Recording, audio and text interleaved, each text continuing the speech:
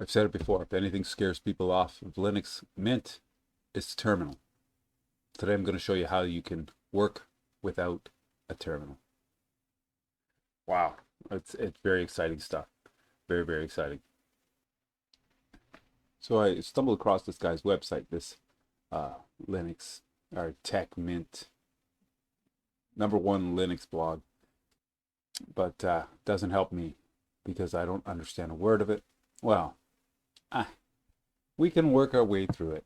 We can read something, stop halfway through it, highlight it, search it, see what it really means, and then come back on with your day. But I think what I'm going to get into today is going through his 20 must-know commands for newbies, calling us newbies. Linux 20 must-know commands for newbies. So he says that, so are you planning to switch from Windows to Linux, or have you recently made the switch to Linux? Oops, what am I asking? Why else would you be here? Well, the 20 must-know commands for newbies. This is typical of computer geeks. I hate saying computer geeks. It sounds negative. It's not really negative.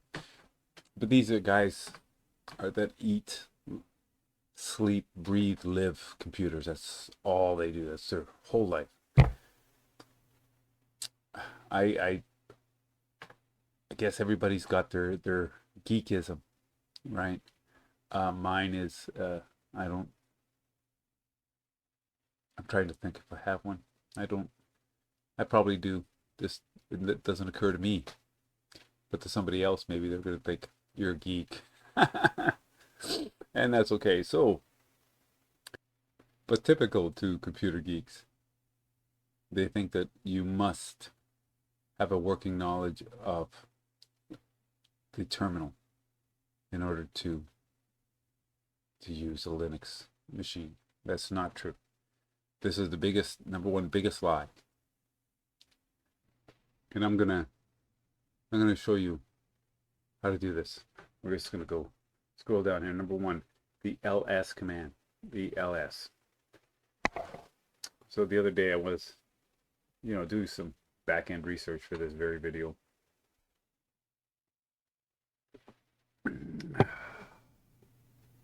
Oh, that's delicious.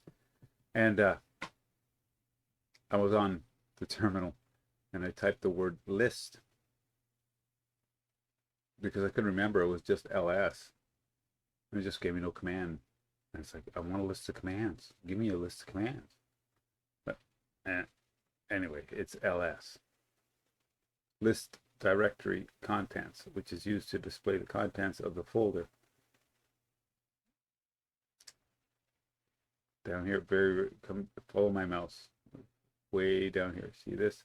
This files. There we go. The contents of the folder. This is just crazy. So, ls. It's crazy. Because even while you're here, right? If you go to view, you can show here, you can show different types of views on the sidebar, whether like places.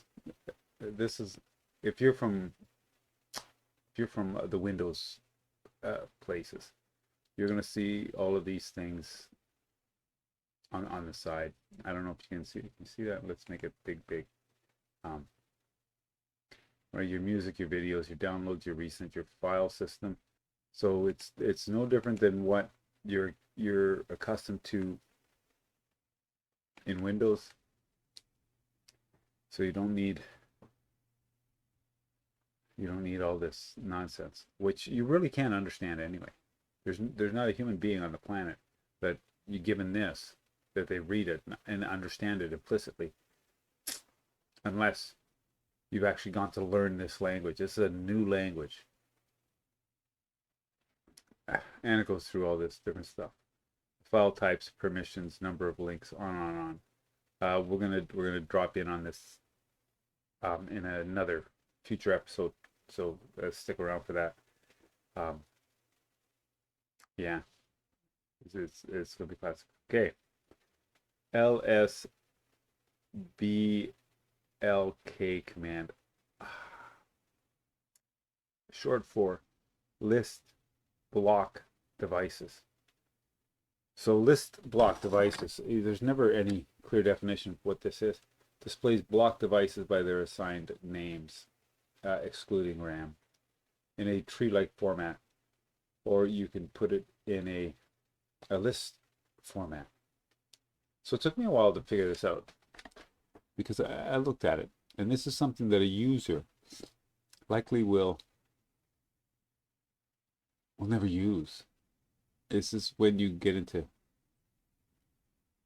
like customizing, like deep customization, and you might do something like have dual operating systems. Uh, you know, you have 2 hard drives or whatever. So this, we can find it by opening up the system settings in the control center.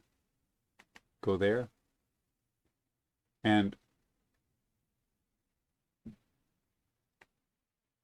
block devices are this. That's what they're talking about. So we can go here, and this window is going to tell us all the devices that we have on our computer that are hardwired in. The this hard drive, that hard drive, right? And the hard drive is going to tell us everything about it, a serial number, model, whether the disk is okay or not, size of it, and various other things. It also gives you functions that you can do to partition your disk or whatever, on and on. For the simple basic user, I think that's a bit over it was over my head. I really had to do some research to figure this out. So off we go. So that I've got 2 hard drives. I've also got a Blu-ray DVD, no, the whatever it is, you know, like the CD player or whatever the heck it is, which rarely gets used.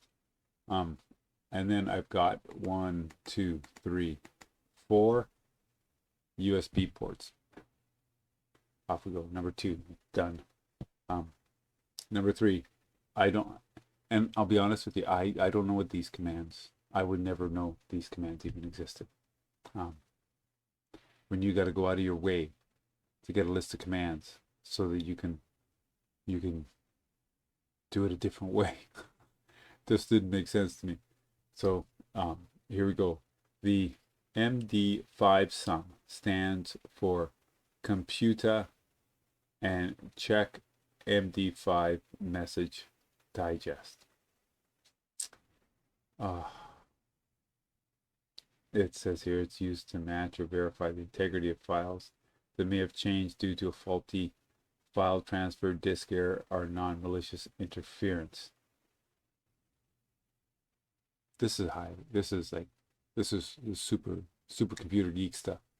This is not, a user is not going to use this to start with, but if you're going to use it, you're going to be looking here, and on this on your start button, and then come down here to administration. I think it's administration, and you can go down here to system reports, system monitor, one of those 2 things here, and it'll show you reports, your information, and crash reports. And these are things that have failed.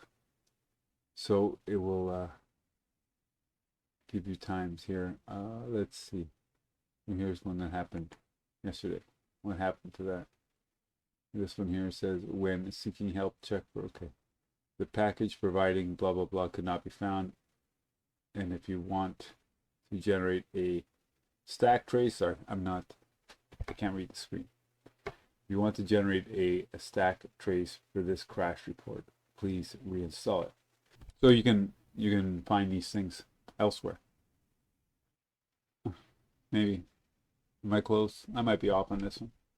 I really don't understand what this does and why a file would change during transfer. I don't know. So the double D command, get your head out of it. For the DD command, it stands for convert and copy a file. It can be utilized to convert and copy a file. Most often it's used to copy an ISO file or any other type of file to a USB device or another location, making it suitable for creating a bootable USB disk. This is a very complicated thing. A lot of people, a lot of users just, they're not going to do this. I think the first time ever I did this, I was probably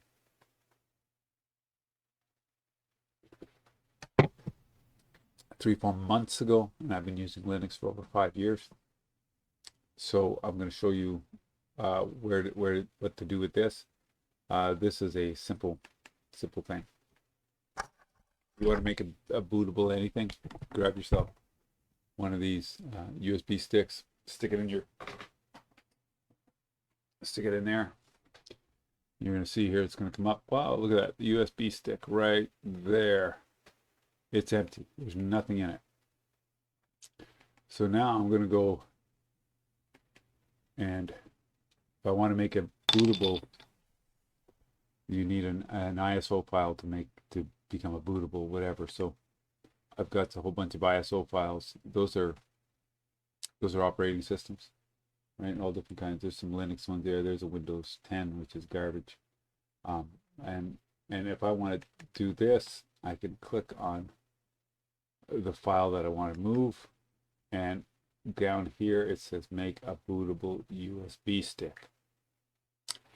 And so a couple of clicks, don't have to remember fancy words. It gets like that, and there, what's that? USB image writer was going to do this. It's right there. It's in the machine. So why would you screw around with all that kind of stuff? Okay. And we're back to that uname command. The uname command stands for Unix name and prints detailed information about the machine name, operating system, and kernel version. Didn't we just see this? Let's operating system, cinnamon version, kernel number, processor, memory, hard drive, blah, blah. It's all right here. System settings. Why do we even mess around with this stuff? History command. History command stands for history event record. It prints the history of a long list of executed commands in the terminal.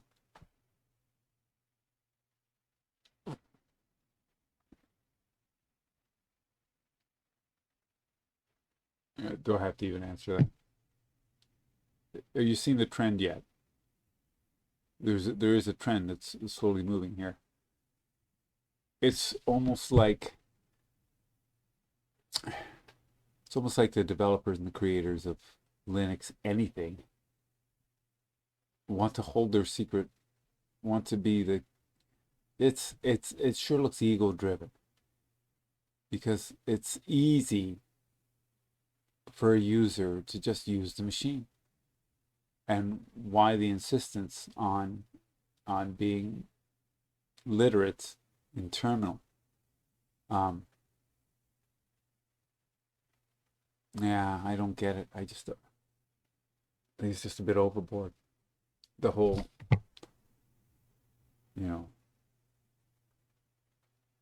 old terminal thing. I hate the terminal.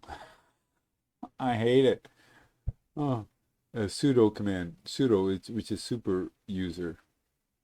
It gives you administrative power by using that command. So I look at this and I think, what's the point of having a super user? What's the point of having an administrator if you can give this simple command to a user and they can assume your authority? It just doesn't make any sense. So there's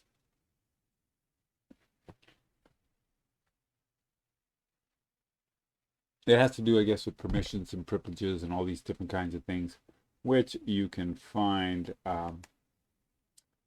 over here in, where is it? Users. I saw it. Users and groups. I love how the screen goes dark. It's so ominous.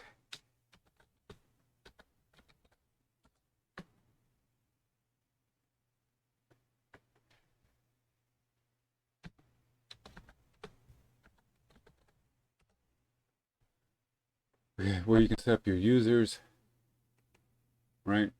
And you can change their account type and all of the groups that they belong to. Groups are different types of privileges, of course, and it gives them the authority to use all of these different functions, which at the time that I set this up, I didn't understand any of it. So, and I thought, I'm the only user, so I might as well take all the groups. And so it made me feel like a god for a minute. So that's what users and groups do. Same thing as that kind of thing. The mkdir command, the make directory command. If you have a file, if you have a file system, you can do that just by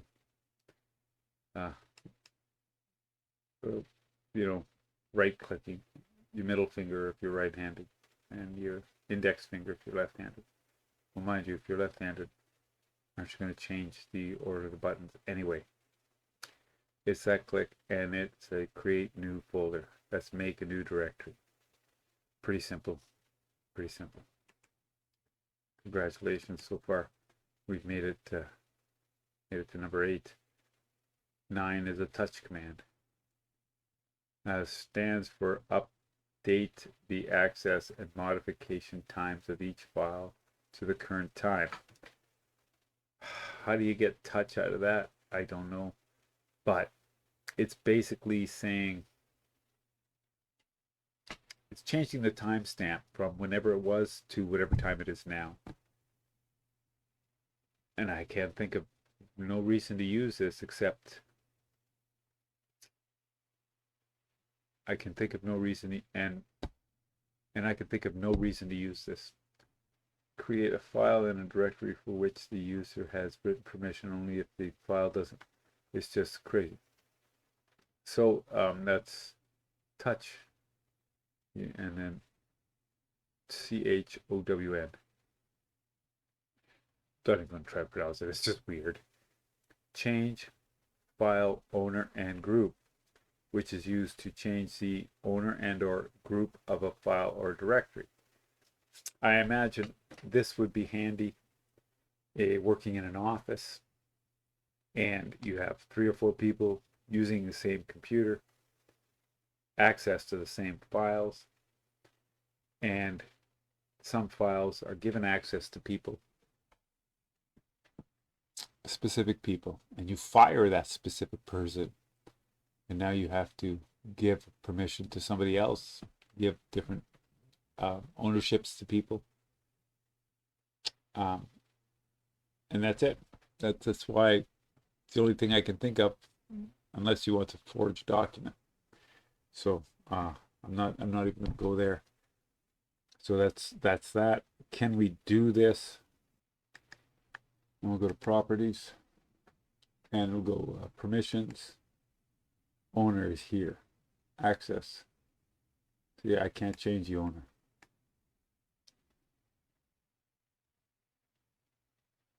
But I can change access and the group and stuff. So I'm not sure about that. And we can move on to the apt command. Is the advanced package tool command. Basically, this is where your software gets all put together. I don't know. I don't know what it does, but I know that we have a software manager to take care of all that kind of stuff. And that's good enough for me. The TAR command. This is an archive command. You guys coming over from Windows, you likely have used archiving, done any kind of archiving. It's compression stuff. It's built into your file manager. So if I want to take this file here, we can compress, and it's going to make it into a compress the file, and then you can put it wherever you want, and that'll take care of the tar command. This cal calendar. What the heck? You're working in a terminal and you don't know what day it is, and you want to project something to a future date, and so you type it into the terminal, when right down here you've got your calendar. That's just retarded. That's absolutely retarded.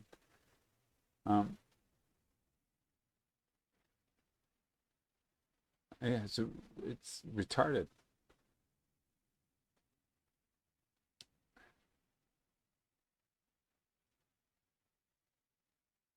Yeah.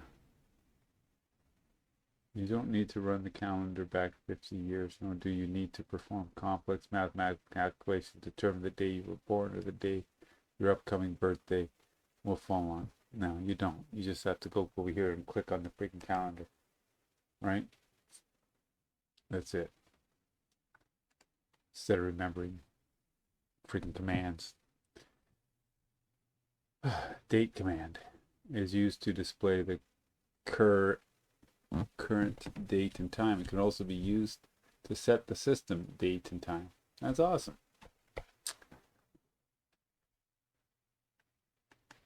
Right there. It's awesome. A CAT command. The CAT command stands for concatenation, which means join two or more plain files and or print contents of a file on standard output.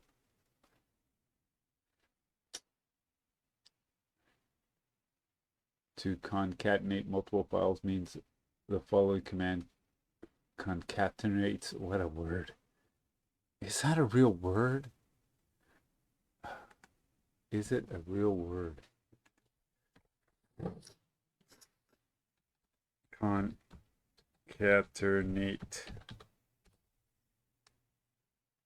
Concatenate. To connect or link in a series or chain. That's a real word. That's awesome. I love that kind of stuff. Wow. So this cat command, it's a way of sorting of files and cataloging, categorizing, and organizing your files. It could come in handy. However, it's nothing more than the file manager can do. So that's not all of these different kinds of things: organizing, sorting, moving files. Sorting files simply here, I can sort them by type, size, or date, or name. And when you're doing that kind of stuff, then you can select a whole groups of them based on date, right? Or I can do document type, right? And then I can say, oh, wow, oh, there's a whole bunch of images. I want to take all the images out of this folder and move it to another folder. I sort it by images, and that's it. What if I want to do images that have numbers in them? Well, it sorts them alphanumerically, and then by date. So everything's ascending in the other categories. That makes it handy. Anyway, we can do all this kind of stuff. And as well, we got, what's the next one? The CP command, copy. You can copy files.